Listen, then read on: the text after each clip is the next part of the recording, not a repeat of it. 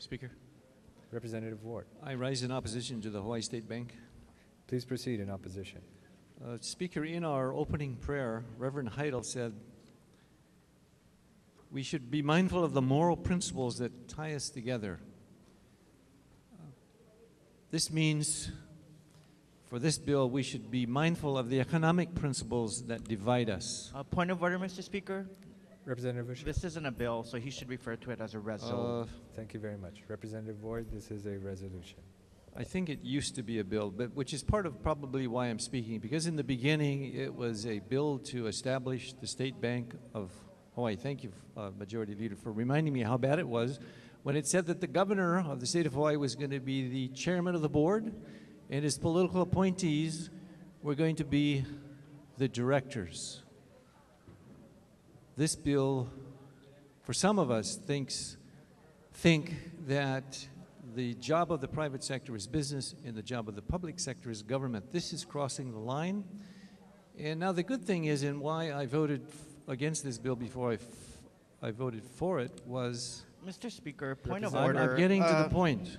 Under Masons, he should just be talking about the measure that's before us. Section 101 doesn't allow him to refer to bills. Please just refer to the reso and the contents in the reso so we can move on, because it is going to finance, and I'm sure he's going to have another opportunity in finance. Thank you. Thank you very much. Representative Ward, please Mr. confine Speaker, your I'm comments to impressed with the resolution. sensitivity and flattered by the majority's leader standing to make sure I don't say anything that makes this bill look even worse than it actually is. Mr. Representative Ward, this is a resolution. This resolution any worse than it actually is. And why it is, because usually when we do a task force and a resolution, all we say is we recommend, or we suggest in the task force that it recommends stuff. This one says to make actual implementation plans.